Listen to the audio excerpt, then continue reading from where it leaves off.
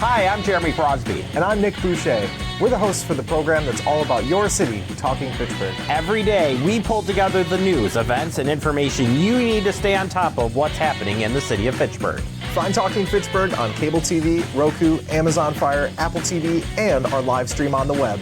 Plus, you can view all our headlines and stories on Facebook, YouTube, and our video on demand service. This is your city. Keep up with Talking Fitchburg and the issues that affect you and your neighbors. Want to know what's happening in your city? Get Notify Me messages from the City of Fitchburg.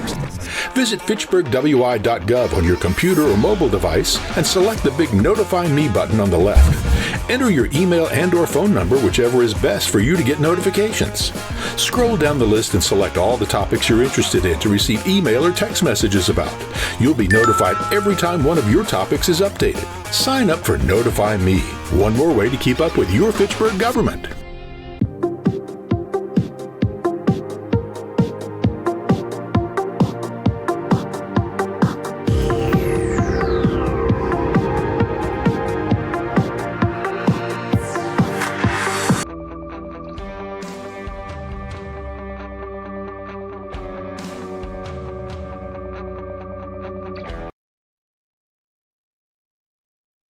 November meeting. I'd like to call the meeting to order. The first agenda item is the approval of the minutes that Jill sent out.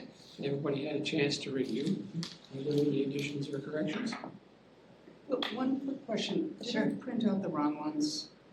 No, we didn't have a quorum in October. Right. Okay, So so we we're have to reviewing approve September's, September's. yeah. Okay. Okay. All in favor? I would move to Oh, approve. somebody's got to make a Yeah. motion. Oh, yeah, I forgot to say. So moving on through. Corrections to that. If not, do I hear a motion for approval? I approve. I move to approve. I submitted. Okay. Ooh, we good. All in favor? Aye. Aye. Opposed? Minutes approved. Do we have no minutes for October then because there wasn't a quorum? You know, I kept just informal minutes that I can send out and share. And because it wasn't a quorum, I don't think they're not official, but that doesn't mean I can't share them. So I can send them forward. It was when the housing. Oh my gosh. Lorraine gave. Lorraine, yeah. So I did keep notes of what she talked about, so I'm happy to send them. It's just there's nothing to approve. Because it was yourself, myself, there was Jim, I Lauren. think Paul was on And Zoom, yeah. And I think it'd be good to Sure. have that available. For I'll send them after the meeting. Chance to look at. Yep. sounds good. That's fine. And maybe at the top you can note. Yeah. Well, Sure. did not fill form. Yep. That way document what you did. All right. Okay, today's agenda, we are talking about the shared ride taxi that they have in Beaver Dam. And we have with us Jana Steffens, or is it Jan? I'm not sure. It's Jana. Hi, Jana? Jana. You're on next. You're on. Sounds good. Yes, it's Jana Stevens. Okay. Wonderful. Jana, thank you for coming. So I'll just kind of do a little precursor. Jana is the director. Well, you can introduce yourself because you oversee more than just the senior center. And Sure. I was grateful, you know, when I look around to see which municipalities or towns use a shared ride taxi model. I had noticed a while back that Beaver Dam did. So I was grateful that Jana was going to come and share some experience with shared ride taxi for Beaver Dam, and then specifically like how it benefits or doesn't benefit the seniors. As I explained to Jana, we're just exploring options for our community here. And Jana, we did have Running Inc. come and do a presentation a few months back, but it's nice to get input from somebody who's actually using their services. So thank you for taking your time this morning and being here. Sure, you're welcome. Hello, everyone. I'm Jana Stevens. I'm the Recreation Director for the City of Beaver Dam. The Senior Center is part of the Recreation Department. We have a community center in Beaver Dam that is, there are no separate lines between the Senior Center and the Community Center. It's all one. We program Mainly our target audience during the day, Monday through Friday, is seniors 50 and over. A lot of out here at the Watermark at our community center.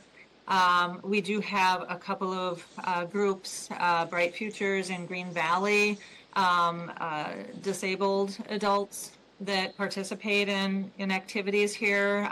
They are range in age anywhere from 20-something to 40-something. So it's a nice community atmosphere at our facility.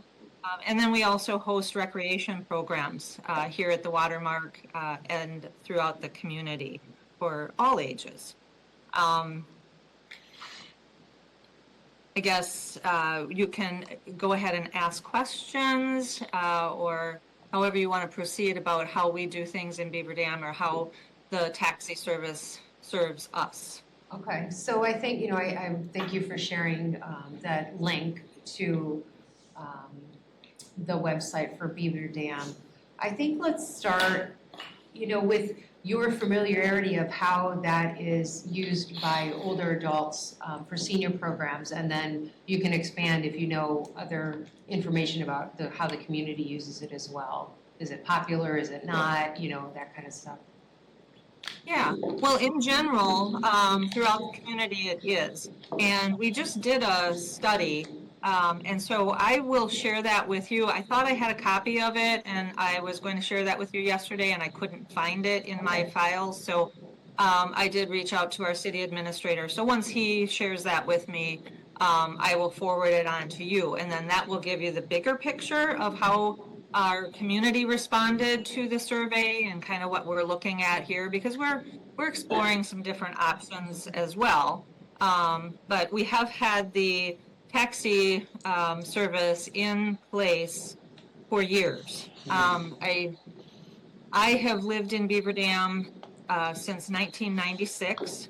I moved here for the job as senior center director for the city in 1996 and have changed positions throughout the years. So when I moved to Beaver Dam, the senior center had its own van, and volunteers, we had a schedule of volunteers who picked up people from their homes and brought them to the senior center for meal site and for programs.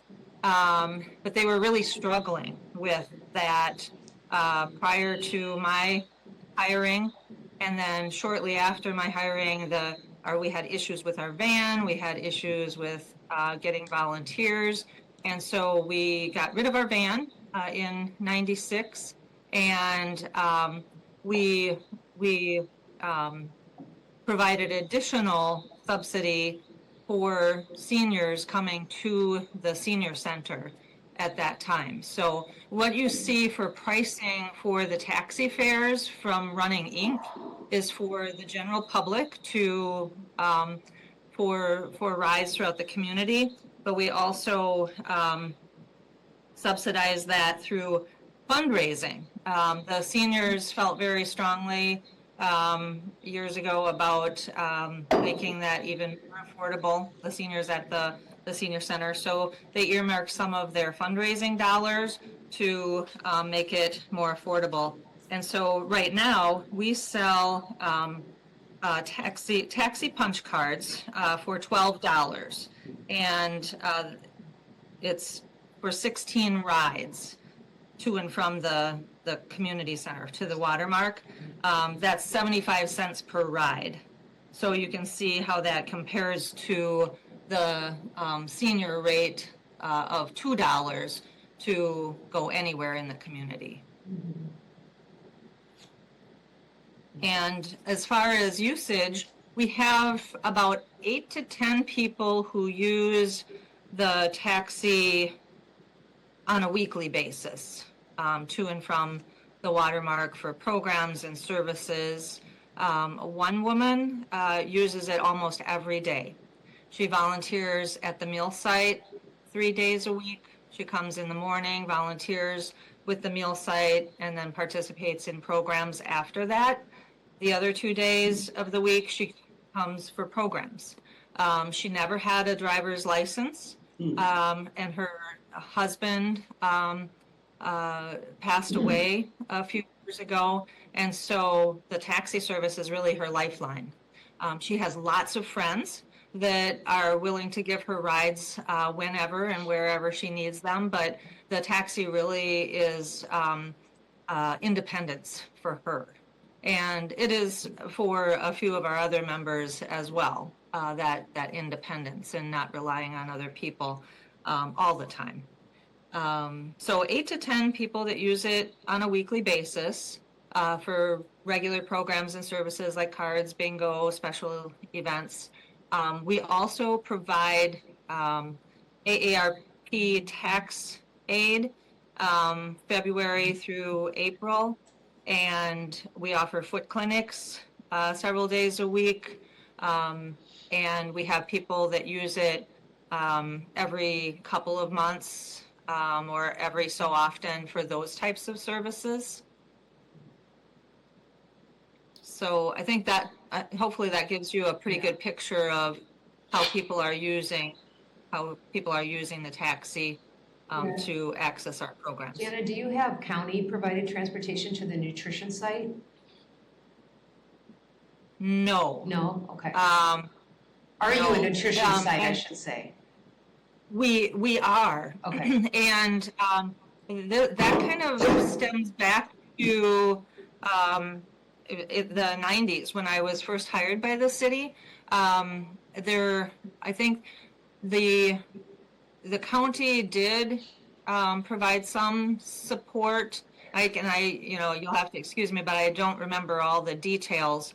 But because many of the people who were using the transportation to come to the senior center at the time came for the meal and then stayed for activities, those lines were really blurred, and that's that's part of why the city just took responsibility, I guess, financially for the cost of it. And when I say that, that's with providing that additional subsidy through the senior fundraising account. What is the population of Beaver Dam? About 16,000. Okay. 16,000 plus. Yeah. I have a question on vehicles. And your slide here shows that there are 5 vehicles on the road right now. Are those city-owned? Are those provided by Running and Corporate? And what are those vehicles? That's a good question. I don't remember exactly how that works. If they are owned, I think. I don't want to misspeak. I can share that with you after the meeting. I'll make a note to follow up on that. Because it is a partnership. I feel like when we talked to Running, they talked that you could do it both ways, but I think it's less expensive when you have your own. You buy the bus and then you lease it back to them, and it stays right here in the community. Who's responsible for that? I think they are. Yeah, I'm pretty sure that that's how we do it. That the city owns it and leases it back to them. We have a population Janet, of you mentioned, 16,000 and there's 5. Yeah. Go ahead, Paul. Go ahead, Paul. And just Yeah, Janet, you mentioned fundraising. Was there any fundraising beyond the coupon books? we have a general account that we use our fundraising dollars or donations. Really, years ago, the seniors did more fundraisers or activities that were small fundraisers to support various programs and services. Now it's more donations. People donate toward certain services and programs. We do scholarships if people can't afford a program or and that type of thing. How much money do you have? That's separate from. How much money do you have separate in your from our city. in your yearly budget for the transportation program? Pardon? How much money do you have in your budget for transit system?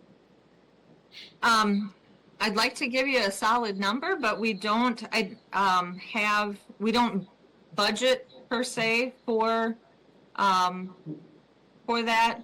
We cover whatever that cost is. And We've looked at both options of, maybe it's shared ride taxi just for the senior center, or is it shared ride taxi for the community? So do you know, like, if they do the 5310 grants, is that the right word now? I get mixed up, yeah. Does the city apply for those block grant or those grants? I believe so. Yeah. Yes, that's all management. A few different departments kind of touch this program. Mm-hmm. Our finance department is the main department that manages. They do apply for grants because our finance manager coordinates that. Mm-hmm. Any complaints about the service go through the city clerk's office. Mm-hmm. Okay. So if somebody had an issue, a senior, they would most likely maybe come to you, and then you would funnel it up. Right. You don't have a lot of day-to-day operations with the shared ride taxi in terms of dealing with that company. Have you ever heard, for those that use it, do they feel like it's easy to use? I see you can request a ride online. I'm assuming people can still call. Yes. Okay. Yeah. Sometimes, and I did want to point out, you can see how many vehicles they have out right now. That's like, there are 5 vehicles on the road right now, and 92 rides so far today. And of course, that number is going to change as throughout the day. Even yesterday, when I pulled the information up, there were 5 vehicles out on the road when I pulled it up, and I don't remember how many rides so far. But then when I called the taxi company for a couple of questions, and they had another driver on the road. Shortly after I called. So that number of vehicles do vary. I do know one of the challenges for the seniors for getting to, whether it's their doctor's appointments or coming to the Watermark, is the taxi service is used by families to get children to school. Mm-hmm. And so early mornings and after school are busy times for serving those audiences. And so it can be, sometimes they can have longer waits. And, our programming, for instance, a lot of it wraps up between 3 and 4 o'clock in the afternoon. So that's kind of a prime time for the taxis to be busy delivering kids home. But a handful of times I've had people waiting for an extraordinarily long period of time, and I called and I complained and advocated for those people, and it was corrected pretty quickly. And can people call the day of? Is there like a 24-hour advance registration, or can they just say, in an hour I want to go somewhere? Yeah, they can do both. Okay. They can do a timed, I think they call it a timed call, and then otherwise just call. And that's, a lot of our people do just call when they're done with their activity. That's another thing too. Some of our activities, like card games, one day a group might get done at 3 o'clock, another day they might get done at 3:30. So a lot of those people just wait until they're done to call. Do you find that your staff has to make a lot of those calls for people, or are people pretty independent about doing their own scheduling? They're pretty independent. And it's become even more so in the last couple of years, just because more seniors have cell phones.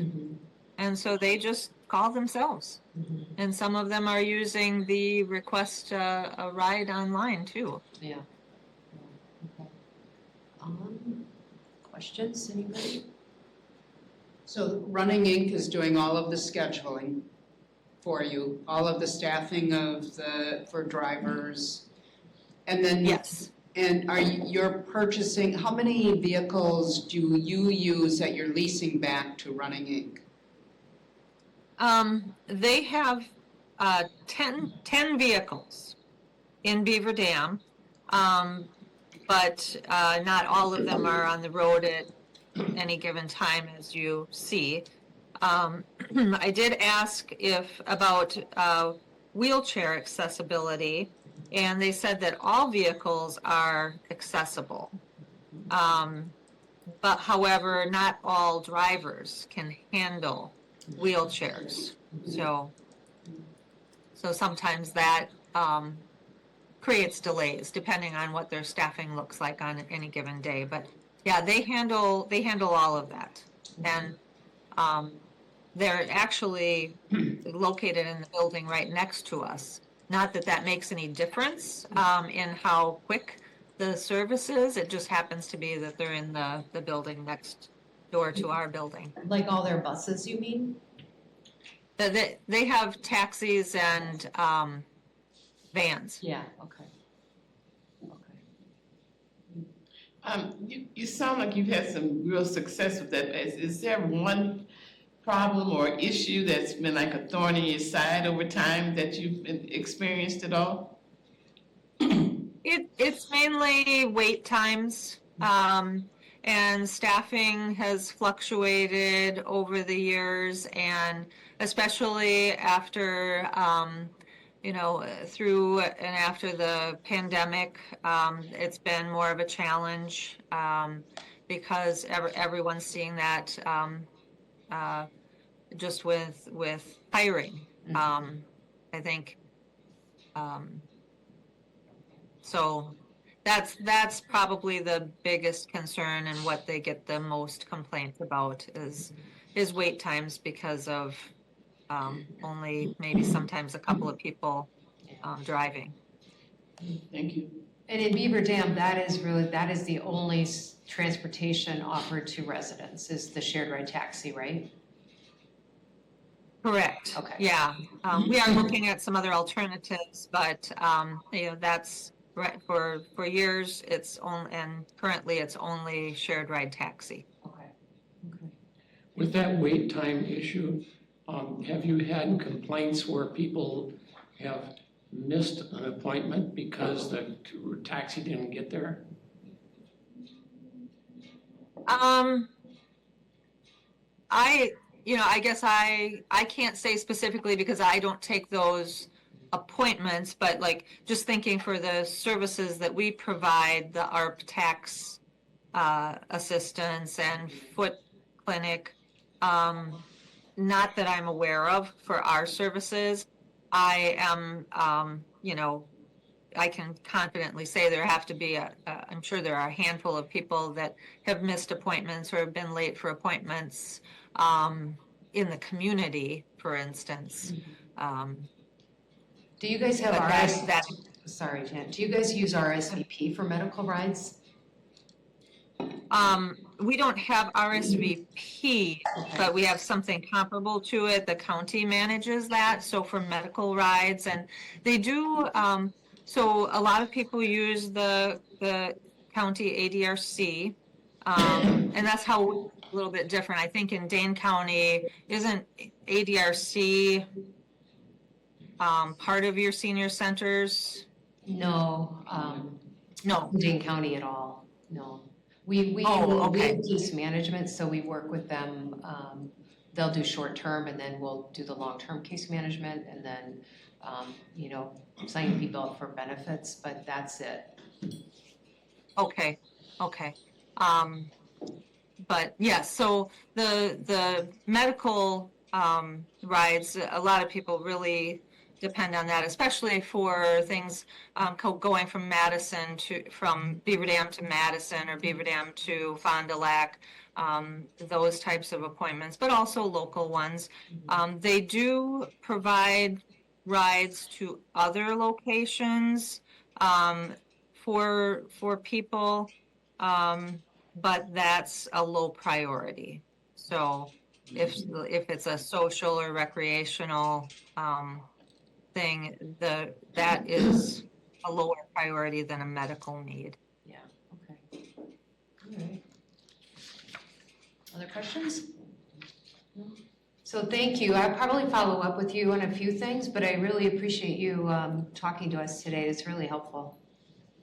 Yeah, you're welcome, and good luck with your research, and look forward to hearing how everything turns out. All right. Have a good day. Thank you. Thank you. Bye-bye. Bye now. Welcome. Okay. Okay.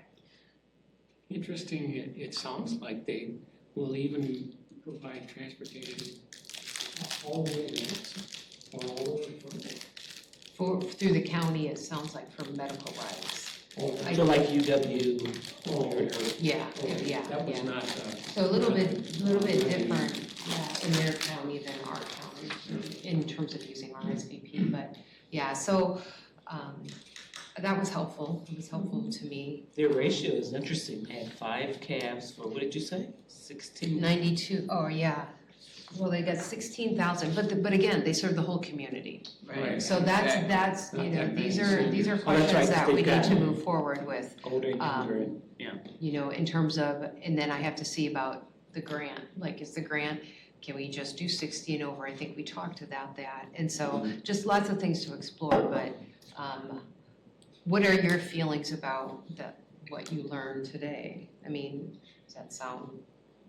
Well, that's a sweet deal where they certainly don't have to meet a budget. Right. I like that deal. In fact, I'm gonna follow up with Jana to see who they were able to do that? yeah, is it, you know, again, finances, right? Somebody's got a line item. Somebody's got, well, yeah, it's in the budget, but it's also for the whole city, so it's not gonna fall in, it's probably admin's budget, you know, it's not the senior center budget. They And just also, get there's to- no bus service, so this cab Exactly. They have system nothing else. is it for transportation. Yeah, so that's really interesting, because, you know, we have the bus service through the county for nutrition. Right. And so it's interesting to hear how different counties operate a little bit differently, so, yeah. I thought I heard her say they had 10 vehicles and they had 5 on the road Right, today. right, yeah, yeah. But even at that, Jill, do you know if there are other communities like Beaver Dam that are using this same model? Oh, yeah, there's a lot throughout Wisconsin. Jana's just somebody I know through the state association, but I can bring forward other communities as well to talk about it. Okay, I didn't know how unique this was. Okay. No, it's not unique. didn't it say they serve 20 communities? When Running Inc. came? Yeah. Yeah. So they go under Running Inc. and they also go under Brown Cap. They kind of have 2 titles, yeah. So, go ahead, Donna. So is it feasible then for us to look at grant funding for 1 or 2 or whatever number of vehicles, lease back to them, they be designated, I believe the language in a 5310 grant, you can designate a population to be served. So it isn't open, like the Beaver Dam is open to everybody, but if we had a designated population to really, Yeah. and maybe this is like stating the obvious, but to limit our exposure, our financial need, seems viable.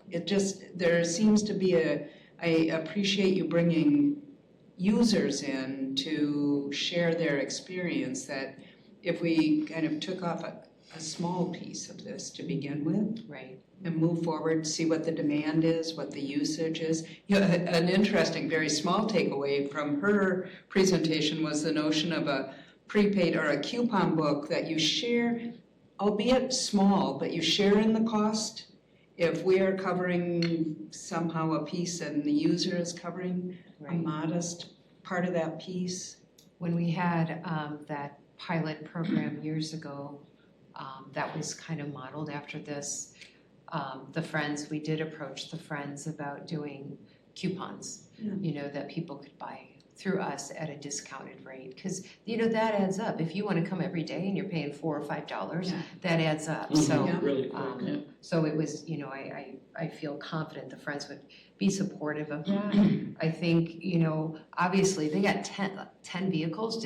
Is Beaver Dam really bought 10 vehicles? I mean, obviously they've been on the road there it was 2014, so 10 years. So, you know, they probably added, but this is a good starting point, you know, to just serve maybe older adults. Yeah, exactly. And then the city can look at, how is this going, you know? I like the concept of this whole thing. It's our second time really having a presenter. But I also like the fact that we zero in on a specific population, meaning older adults, instead of trying to take on the whole city and what have you. Let's just focus in on, you know, on our lane, so to speak. Well, right, I mean, if I'm gonna lead the charge, I'm not gonna lead the charge for the entire city to use this shared ride taxi. Now, that doesn't mean, I mean, looking at the strategic plan that will be out to the public soon, you know, there is goals and objectives to provide more transportation to the entire city. So if this is a goal that is a priority, then we work with the city. And I don't have to do anything, which would be my goal. But for now, you know, I'm going to say that because this, you know, it's a lot of work. But I think that, you know, if the city is willing to support us piloting this at this level, and you know, they're willing to put up some funding. You know, I still don't have to manage drivers, and you know, that was the thing. As you can see, it just is not a feasible, sustainable model to use volunteers and to be a transportation manager. And at least from their side, it looks very much like users can drive. I hate to use the word drive, but that users can, it's easy to use and that they can schedule themselves, multiple ways to schedule, no problems. And when there are complaints, they go to the clerk. Because they administer the contract, right? So that would happen. I think that would be a good thing to set up as well, since your staff is already so overstretched. One of the elements that we haven't really dealt with in this whole thing is communication to the public about this is available, and how do we, you know, we're assuming that everybody wants to use it, but just like they don't even know what kind of programs we offer. We you know, we're going to have to develop some way of making sure people out in the community are aware of the thing and how to use the thing. We would have a lot which service is the appropriate one for them to take a ride with. Like for nutrition, it's one thing. For going to doctor's appointments is another thing. To go to your friend's house is another thing.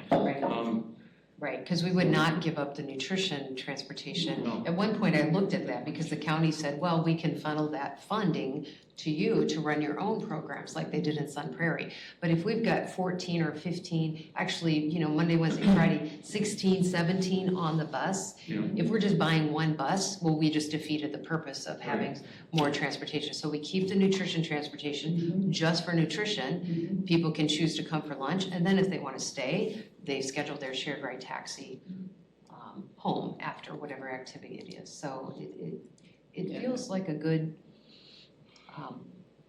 fit for us. I think it's the fundamental concept is really good. Obviously, there's going to be uniqueness in whether it's Beaver Dam or Verona or Fitchburg or what have you. So, but, you know, each of them will have their own little unique. It was good that you asked about problems that they have and its wait time, because I think that's what made our previous pilot program go belly up. It was wait time. People were complaining that they never came. I think, that's an ouch. Also, too, they were in over their heads. And, you know, I just feel like they were in over their heads. These guys have got These so guys much have been experience. around, And also, we're not going to deal with that wait time because we're not taking kids to school. I mean, that's the problem now with us trying to, you know, I have some money for transportation, but then you call a provider, transit, union cab. We've already run into, you know, they're dealing with schools, they're dealing with other contracts, so I can't get them to do those times. Because I was going to say that issue about the schools, that's across the board, that's Dane County. Absolutely, yeah. Before County, hours and, after school, that's across the board, I don't care what taxi cab or where, or what city it is, but Everybody's. that's an issue, yeah. The $2 fare that they have has to be determined based on their budget. So that would be something that we would have to look at carefully, because it could be that it works out to, that it would have to be a higher fare. Yeah, consequently a bigger subsidy. I Right. mean, I think that coupon book is really a smart And it idea. is varying. When I look at other communities that do the shared ride taxi, the fares are very different. Some are $4, some are $3. This is the least expensive I've seen. In But it Beaver could Dam, be yeah. because it's Depends so on the broad. areas. Yeah. They And I have- don't know if we set that, the city sets that fee, or if shared ride taxi, or even the grant. I remember looking at the grant, we have to kind of decide what's our ridership gonna look like. You know what I mean? And so all that's gonna kind of play into it. But it's a pilot, we don't know, we don't know. 8 to 10 sounds reasonable to me, 8 to 10 people, but I bet it might be more, but that, so yeah, you just don't know. You Does just it- don't know. And does the distance of the ride affect the fare? Because I don't know how big Beaver Dam is Yeah, right. geographically compared to the distance that people might travel in Fitchburg. It did with the first company.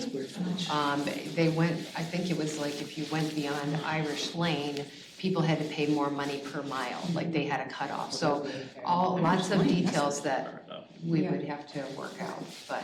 I thought that in Beaver Dam one, it was $1.50 a mile or something. After Outside the city limits. And they actually had another charge for after 9 o'clock. Yep, I saw that. It's like, where are you all going at 9 o'clock Yeah, in but Beaver Dam? maybe work, night 9 o'clock shifts at and night. stuff. Okay. Yeah. Since it's serving everybody. Well, I am, I don't know about you all. Yeah, so yeah. So now it's, what's the next step? Do you want to hear from other, municipalities that use shared ride taxi? Do you want to just? Was that a model? Is that one model versus the buying our own van, da-da-da-da-da model? That's the typical model. Okay. I think, but that's why I'll follow up with Jana to talk to whomever is administrating that program in Beaver Dam. I think it would be interesting to have them come and talk to us about, and because the city, I still have to get the city on board. Yeah. Because they're gonna have to be a part of this anyway. So what does that look like? How much work is involved? Or that's just a small group meeting, but the transparency with how we move forward and how, we get the support of the city, because it is gonna impact their staffing, possibly if we do this. The grant writing I'll do, but the managing of all the finances, I'm not really sure. It'd be interesting too if Beaver Dam could put a consolidated financial summary of what the program has cost. I would think that internally, I would think the city would be looking for, or have those kinds of questions. And if they're getting a grant, then all that stuff must be organized anyway, because you have to provide all that. Yeah. So I'll It's follow public up with her about information. that. So Jill, when you say to get the city involved, our city, Correct. can you lay that out? What that So means? just like that, it's kind of like getting grants through the county or our county funds. That has to be funneled through the city, it has to go in a certain account.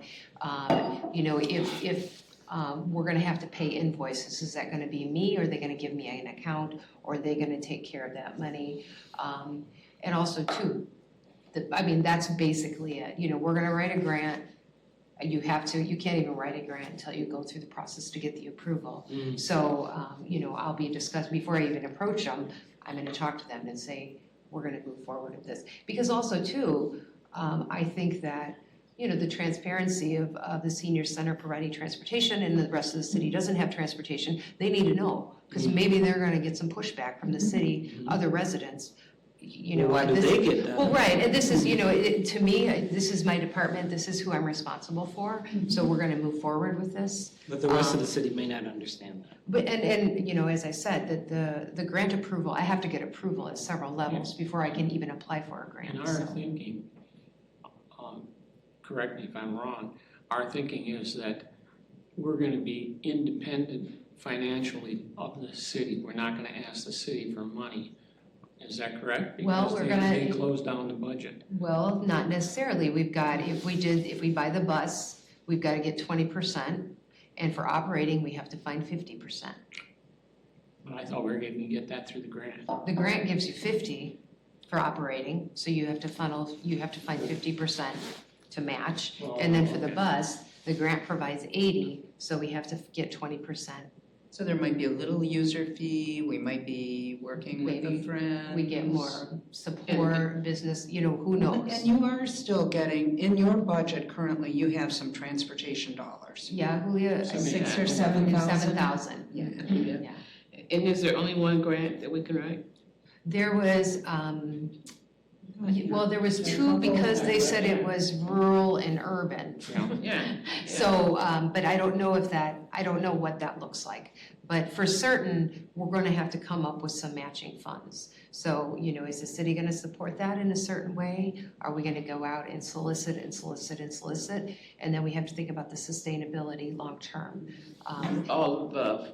All of the above. All of the above. And it's Yeah. interesting because oftentimes, and I think when Ben was here from NPO, he talked about, don't rely on this grant forever. But that's why I'm like, I wonder, is really the city of Beaver Dam picking up all of the costs now, or they're still writing grants for operating? So, I want some of that information, yeah. But anyway, I feel, pretty hopeful about a shared ride taxi service for older adults. Are you looking specifically at running Inc. or are there others? No, I mean, we'd have to put the RFP out. You would hope that they would, put a proposal in. So it's not up to me to select. The RFP goes out. And again, the last time we did this, there was only one provider that responded to that RFP, and that's what the city took on. So you hope that Running Inc. would be interested in picking it up, but it's open to any transportation provider. There's in that grant, you have to alert lots of people about this and let them know. So, yeah. You said it's not up to you. If we get 3 different companies, you don't get to make the decision? It's a competitive grant. It's a competitive grant, and maybe Donald knows also, oftentimes it's the lowest bidder, but I think sometimes you can certainly make really valid arguments to choose, a company maybe that's more experienced and stuff. I don't have. Special niche. Yeah, I don't have a ton Particularly of. after the flop of that previous one. Yeah, it just, it It's didn't more work than well. just money. But For sure. But again, it was for the whole entire city, and I think, the intent was, yes, the intent was good, but it wasn't rolled out. Nobody quite knew who was responsible for what. And again, so maybe we try again, and it's just a lot smaller. The senior center is piloting this, and the city is watching, they're supporting a little bit and saying, yeah, this might be, where we want to head. As a city, because, providing transportation within the city, it's not gonna happen through Metro, Madison Metro for a while, I don't see. So I don't know, Donald, if you have anything to add about what you know on a city level about, where we're headed with transportation? Not at the moment, no. Because just with the referendum not passing and the 2 routes that we wanted to have, with that would have been paid for throughout the referendum. We talked a little bit on Tuesday about where we were gonna go, but there's nothing been solidified.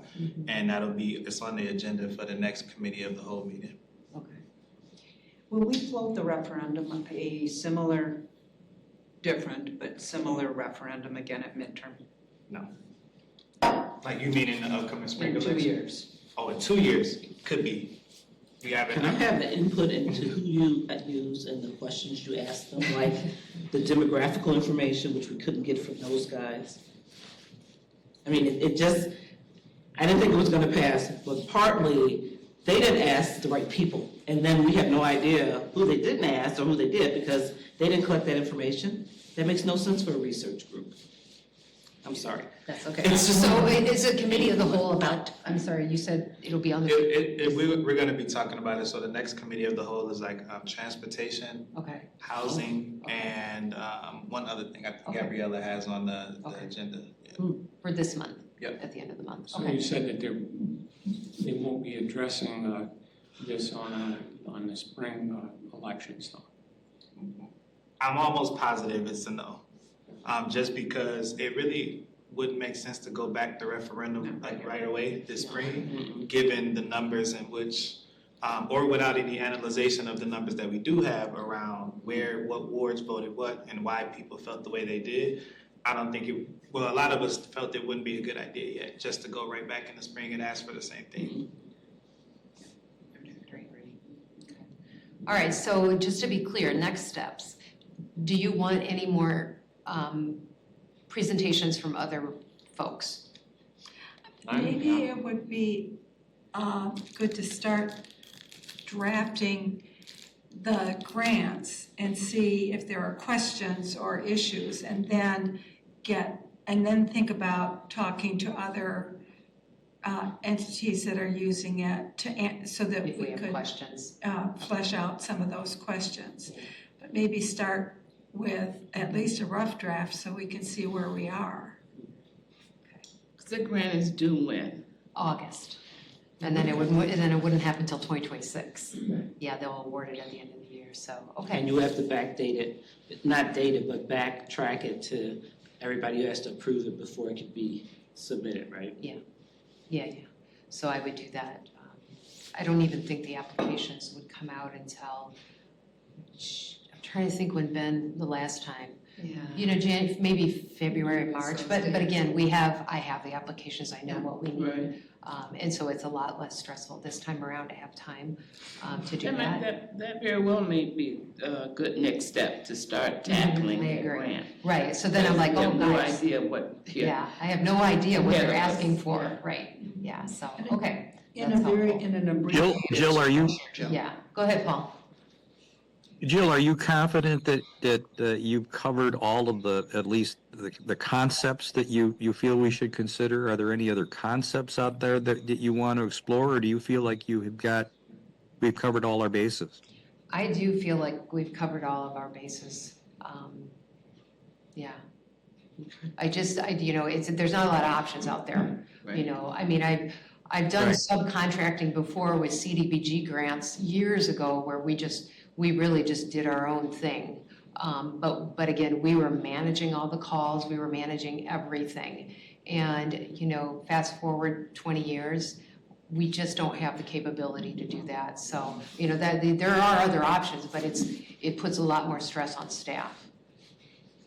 Right. Yeah. And probably the user as well. Yeah. I don't envision that being user-friendly and no reflection on our staff. Right, Truly. but yeah, it's enough to, are you getting on the lunch bus or are you getting on the shuttle and you need to go where? Like, I don't, that's a medical ride, we're gonna put you on RSVP, this way we keep it nice and clean. Is there any way, do you think, that we can canvass the community and ask them if the senior center provided this rideshare taxi that would cost about $2 a ride or $3 a ride, would you be interested in using those services? And, and just get some sort of a feel for ridership. And you can see, right now we say, well, we have no idea, but maybe we could get some input that way. Surveying non-users is always a hard thing. Yeah. They're not utilizing now, they have no vested interest in responding to your survey. I appreciate that idea. You'd like more data in advance. Sure. We do have a number of senior living facilities where there's Groups of. groups of popular or potential users. But you And that could be a also, start. I know that's not the end all be all. No, yeah, but also keep in mind, in those facilities, they have all kind of amenities and they have all kind of things there that they wouldn't have to necessarily utilize this, so. or be interested in coming. I mean, it's a. Man, I live in a Market If you Rate don't, apartment, I would never get the survey. Well, I and didn't get the that's, last and that's what I was gonna say Not the is, whole population. I can't remember, it's a grant. Do you guys remember if there was an age connected with that grant money? Yeah. Is it 60, is it 50? Because like the meals, coming from Older Americans Act, that's 60 and older. But, you know, we gotta be careful who we're surveying because, well, again, I gotta look at the grant. But the other, I forgot my others. I thought she said 50. I know, That's what they did. that's what they did. So I wanna, but that's a big one, you know, who are we gonna serve? Because we have, those apartments are 55 plus. Yeah. And we've already had an issue with Dane County, like, oh, they're not old enough. And I was like, oh my gosh, now this person that lives in an affordable senior housing can't use the only transportation we have, not It's even insane. RSVP. So, you know, that's a hard situation too, but, I mean, it's an issue with nutrition. Jill? correct, yeah, Paul. Jill, have we ever had any occasion to create some sort of a focus group with some of the people that use the senior center now, rather than just give them a yes or no question? Would you support this or would you not support this? Because I think most people would say, yeah, that sounds good. I'll vote. I think that would be good.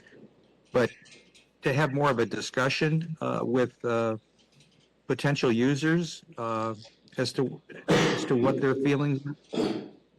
Yeah, I mean, we can certainly, and I think those captive audiences are in, you know, the apartments for sure. And perhaps our But- home delivered, Paul, as you're raising that question, I think we deliver to the same route. There are a couple of people on that route that might be game to serve in that focus group. There's several that would not leave their home, cannot leave their home. But I think they might be really ripe opportunities for a focus group. That's a good way. I think that's a good one, but I also want us to keep in mind the fact that, to your point, where people that have not used it usually don't respond well, but we have to think about over on the road areas, that Right. bar area, Yeah. that a People lot of feel those connected. people would definitely come here if they had the transportation. Well, and that's where And the if they focus don't is. know about it, Right. then they don't, you know, so we gotta think broadly in Right. terms of Well, and, surveying. you know, and I think we would be leaning in on alders in those areas to do little, you know, town meetings in those areas or neighborhood Yeah. meetings. That's the way you can really reach out. You know, we've looked at in the past buying mailing lists for, you know, certain age groups, so we could do direct mailings. Because you can do that, which is kind of cool, you know, so we're hitting everybody 50 and over, so you get one. But I gotta see what that costs, because that's that really, could be you know, you could expensive. do that with a survey or a QR code, and maybe, you know, it would cost money, but, you know, you maybe Might include hit a everybody. paid, you know, envelope to return the survey. That's the non-users. Yeah, and that, but here's the concern. When we just did that for, Yeah, right. and they did the QR code and they did, and Yeah. it was a flop. Yeah, that's It was a true. flop. I think leaning in on the alders and trying to, you know, No, do that's- some that's neighborhood yeah. meetings and, you know, we're reaching out to whatever neighborhood associations still exist. You know, they used to be a lot more There are active. some still. There used to be so much more active, but, you know, you go to churches. There's all kind of ways we can reach out to the community. And in terms of social media, this population is probably still Facebook users. A little bit, yeah. And do you think the Oh, yeah. population that like comes here No, follows you? no, Or no, not at all. No. Us active seniors follow. Yeah, Yeah. so we're It's preaching a to the little- choir. I mean, they're computer users, but I don't know if they would be following any of that. So, I mean, I think that, you know, these are all good discussions. And to put some timeframes on all of this, you know, looking at the grant, figuring out what those questions are, figuring out some finances, figuring out, you know, and talking to the city now sooner than later. Because if they're saying, absolutely not, we're not gonna let you do this because we have this plan, you know what I mean? Yeah. So that's a big step to get that backing. Yeah. And then if that's a go, then we start circulating all this information and figuring out that outreach, what the needs are, you know.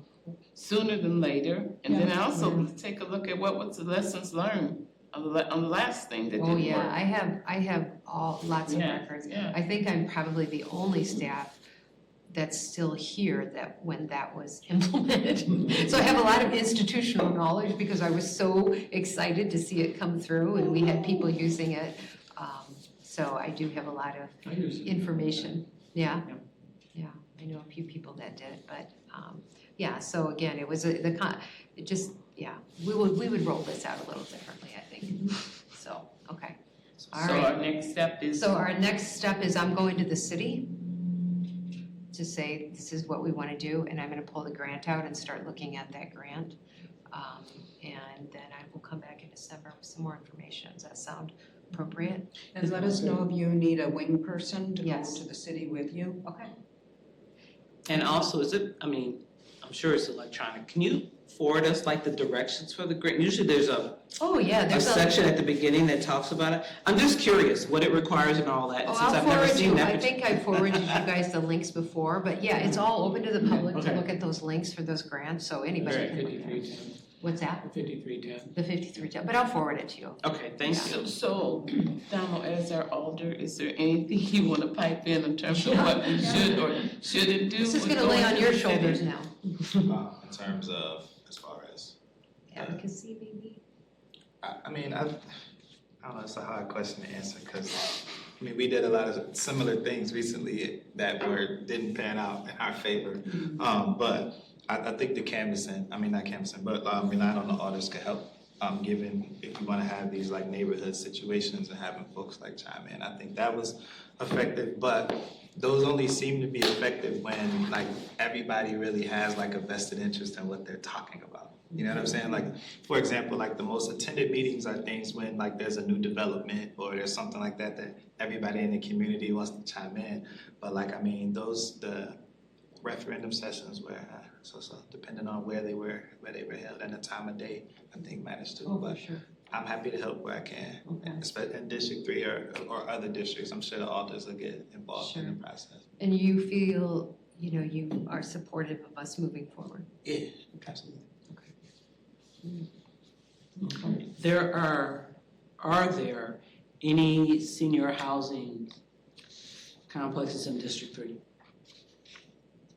Yes. The one, I forget the name of it, but it's right there on East Shore Parkway. Limerick? Limerick. Oh, Limerick, okay. I was just trying to think. Place. Say it again? We deliver there. We deliver meals to Limerick. Limerick? Yeah. It is, for sure. Way too Okay. small for me. All right. Okay, we ready to move on to I think friends? so. Feels good, thank you all. Right.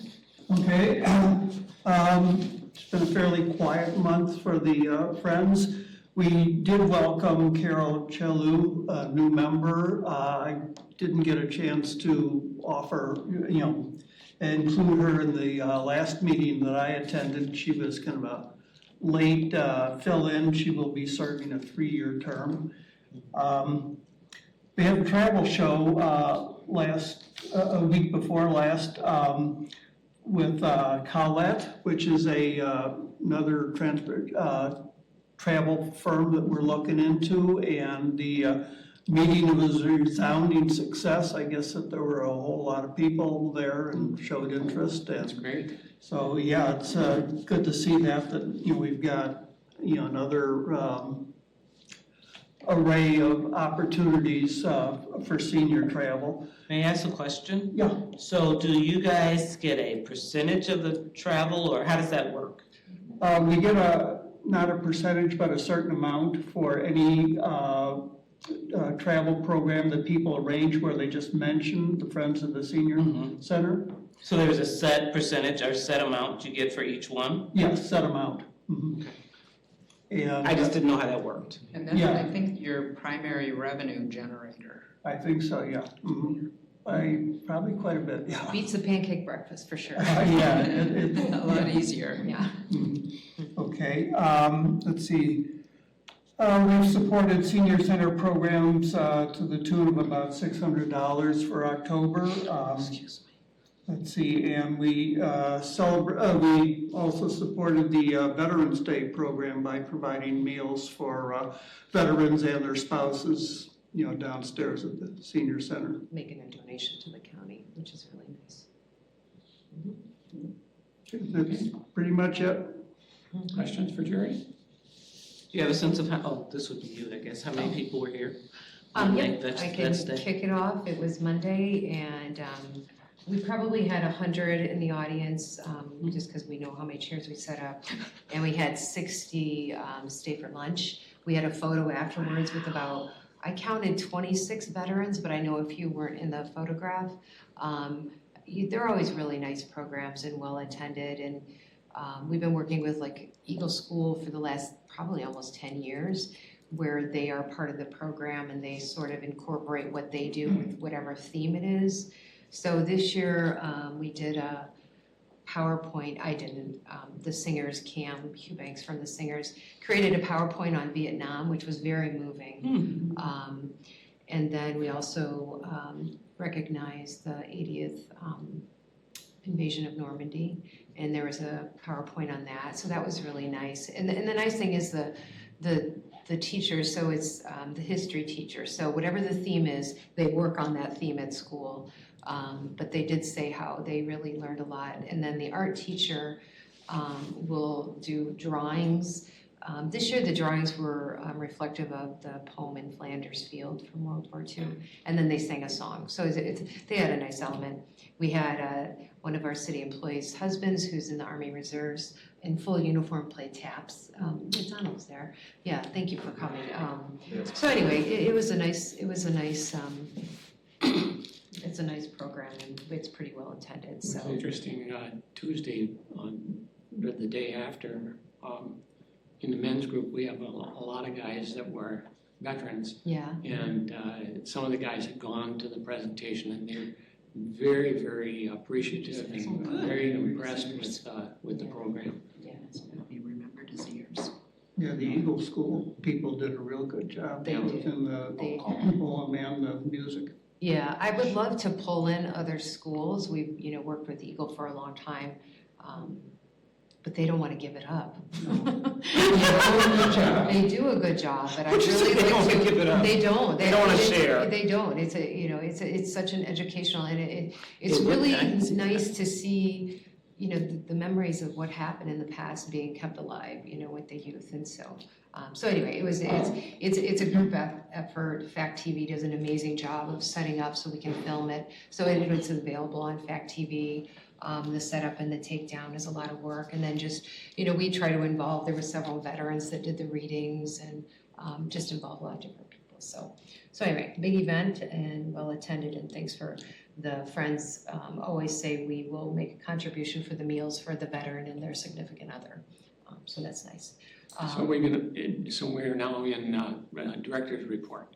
We are. Okay. I'm sorry. I'm moving on to Yeah. yeah. Okay, well, that was on my report, so I'll mark that out. I'm assuming, Donald, the city budget was passed? Okay, so all is good with that, no changes. They had it ready to go for referendum and non-referendum, so no big changes with the city budget. So start planning for next year. I have had no communication at all through Dane County for our county budget, which is very unusual. So whenever I get that budget for case management and nutrition, it'll get referred out. So we probably won't see it back here, I bet, until maybe even January. So anyway, I'll keep you posted on that. Med D enrollments, the social workers are still doing those through December 7th, getting a lot of folks that come in. It's really nice. Some are virtual, some are over the phone, some come in and just look at the meds. It doesn't matter what your income limit is. It's a good time to look at your medication program through Med D. So it goes through December 7th where you can make changes. Indoor walking at the Boys and Girls Club started this week. They have allowed us to use their gym Tuesdays and Thursdays from 10 to 12. And we ask people to pre-register because we want emergency contacts and make sure that the Boys and Girls Club have an idea. So we had 47 people advance register, but that didn't mean everybody showed up on Tuesday. There was only like 7 or 8 that showed up on Tuesday, but the interest will grow just based when we used to walk at Breakaway Sports. We usually got about 20 to 30 folks walking regularly, but very kind of them to let us use that open space. Do you know how many laps make a mile? I don't. David's trying to figure that out. Yeah, that's the big question, right? Yeah. But you can come and go. They buzz you in, and they're just have been so kind to let us use that space. Also within that space, through the social workers, Amy and Katie spearheaded these volunteer housing navigators that can sit down with with older adults and help them look for housing. And then they partnered up with Joining Forces for Families because they were both at a meeting and they were talking about how long it takes and on and on. So Joining Forces for Families recruited one volunteer for their age group, and we had one volunteer. So they did the training, I think Wednesday, and we also will be using the Boys and Girls Club on Wednesday. They have a wonderful computer lab that they'd have allowed us to use, and so it's going to be during their food pantry. So anyway, we hope to grow that program, but they were trained this week. And Joining Forces for Families kind of took the lead on developing that training program. And then the Friends were kind enough to give us a Visa gift card. So if any older adult is unable to pay for the application fee, that we can pay for that for them. So thank you again for that. All of you should have received a volunteer invitation for the volunteer event. That's Tuesday from 2 to 4. So if you haven't RSVP'd, give Susie, well, I don't know, yeah, give Susie a call by tomorrow. Something else we're exploring that we hope will be implemented next spring, maybe by February, is a full color newsletter. We're working with LPI, which is a publisher, and they pretty much do a lot of senior centers throughout Wisconsin, but they started out in the church bulletin industry. So when they first came out way back, probably 10, 15 years ago, everything looked like a church bulletin. And it really wasn't appealing to us when we explored it. And at that point in time, I brought it to the commission, and I brought it to the city, and they didn't want us. It's not us, it's LPI that goes out to solicit advertisers in the newsletter, and they weren't comfortable. So we're working with the city now, because that's what, right now Dave works with all of our advertisers in the newsletter. But that would then shift to LPI, and they would get the advertisers, and they would get enough advertiser to cover a full color newsletter. Is that the one that Dave showed us a while ago?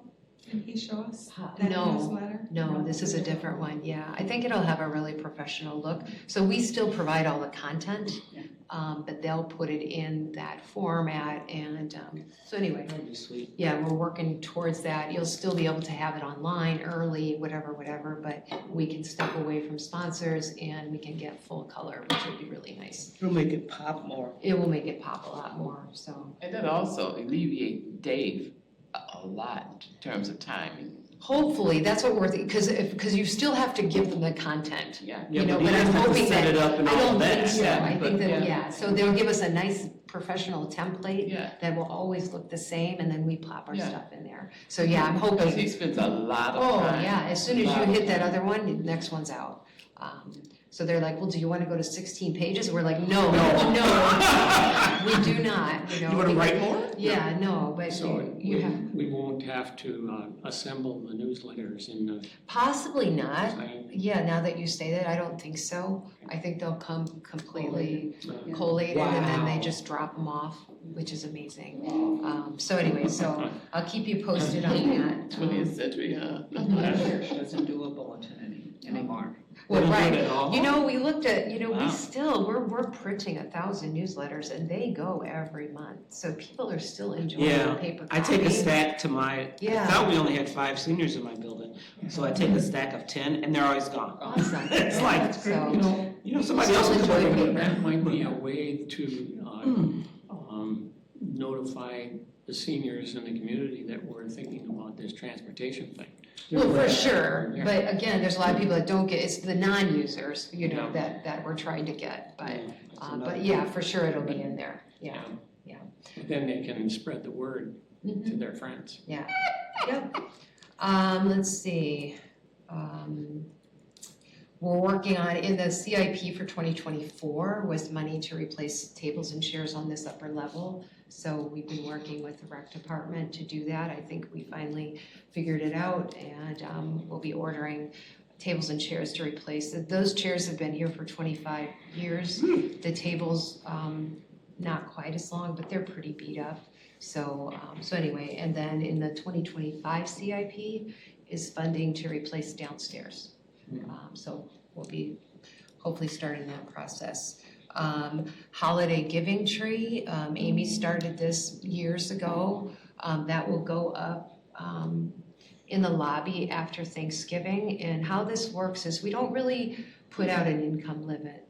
We just work with older adults that don't have anybody during the holidays. So if somebody might have, funds, but they're alone and they don't get gifts or don't have family. But oftentimes we do, obviously target folks that are lower income too. So we reach out to folks and then folks can self-nominate. And then on the tag, they'll have gift ideas. And so after Thanksgiving, people can come and get a gift tag, but we can continue to put gift tags on there too. So we start with the social workers who work with a lot of the people that they serve, but we do get self-referrals sometimes. It's never been anything inappropriate, and then we ask people to go out and buy a gift under $50 and bring it back, and then we distribute the gifts. So it's really nice. Under 50? Under 50. You want to go over? No. Oh, I was like, I thought that was a lot. I was thinking that's a lot. It is a lot. You don't have to make, we Everybody, have people yeah. that. There's some people who can do it and others just do what they can. Exactly, yeah. Gotcha. So whatever it is, people are just thrilled. It's really nice to see. Janice, you want to speak about Lunch and Learns? Well, not necessarily. Well, we just had the two black pharmacists from the St. Vincent Community charitable pharmacy again this year, and they're a big hit. They were come and they're very open and answer all kind of questions, whatever questions the guests have, regardless of what the nature of the question is, from understanding your numbers, whether it's kidney, whether it's heart, whether it's about your liver or what have you, blood pressure. They just spend a lot of time with the seniors to help them to understand, staying well and talking with your pharmacy. A lot of older adults don't believe that they can go to their pharmacist to ask questions, that they have to always go to the doctors, and sometimes don't feel like they get the answers that they need. So these two young ladies are really, really good at doing that. Next month is our last one for December, and it's on AI. And it's interesting enough because it's a representative from the Council of the Blind and Visually Impaired, and this individual is blind, but he uses AI and he is a little genius when it comes to it. So he's coming and sharing that information with the guests, and so that'll close out the year for Lunch and Learns, and then start all over again in February. But we do have one more on the 20th. We have one on the 20th, which is. Actually, it's not mine. I stole one of Janice's dates. I had an open date. She had an open date. I said, you could have that date. I'll let you speak to that there. Yeah, so because we're starting to see a larger Indian population, and I had talked to some of our participants last year about Diwali and the Festival of Lights. I thought it would be nice. I know it's past right now, the Festival of Lights. The Diwali celebration was early November. But anyway, we have, her name is Sunita Murthy, coming from the temple, which is just down here on Fishatri. And she's going to do a PowerPoint about what that signifies, the Festival of Lights. They're going to bring some traditional treats, and then they're also going to bring someone who does a traditional dance. So that will be on the 20th. Yeah. So yeah, just and it's in honor of the two particular, like one couple that comes to. They've been coming for Lunch and Learns. They come, Yeah. So anyway. And the lady we just lost. Yeah. The doctor that we just lost. Tagesh. Well. Yeah. So, other than that, the newsletter is full up. We'll be working on December's any second, but I think that is all I have. Any questions for Jill? Hey, Jill, do you ever have information about the trends of senior centers? Where is it going? What are some of the new things that's happening? Can you ever kind of give us some updates on stuff like that? Yeah, so we can get a feel. Yeah, I love looking at trends. I'm notorious for copying trends. You know, I oftentimes will look at New York or California because there's a National Council on Aging website that, you know, you can look at. They feature different centers. I don't have any right now, but I would love to share because I love investigating that. And so absolutely. Yeah, that would love to be interested from your director's report. That would be good. And trends are so unique to the environment. You know, you go up north and the trends are very different. That's why I like to look at bigger cities that might, you know, they're a step ahead of us because of their, you know, size or where they're located in the country. But eventually those trends, you know, catch on everywhere. So yeah, I love that question and I'm happy to provide a report on trends. Yeah. Great. Right. Okay. Well, our next meeting is in December, and other announcements, I was sharing with Jill, I turned in my resignation. The December meeting will be my last meeting with the group. I've been serving on this commission for 15 years, Jill and I were looking at it. Oh, my God. I was still working at that time. So I wish you guys good luck with everything. Should we email you a postcard when we figure out the transportation thing? Just so we can get your input. I think they'll hear one way or another. Oh, yeah. Okay. Yeah. So you'll still be here at December's meeting, right? Pardon me? I'll be here. Still be here at December's meeting. Yeah. Yeah. So. Oh, we'll miss you, definitely. Well, it's been fun. Well, thank you for 15 years. Best of luck. Yes, sir. Thank you for Right? 15 years. Oh, yeah. 15 years. Can't clap. Wow. Yeah, pretty amazing. Yeah. Okay, well, if there are no other announcements, do I hear a motion for adjournment? I motion for adjournment. I second. All in favor? Aye. Opposed? Aye. Yeah, I got two. Thank you all. It was a good discussion.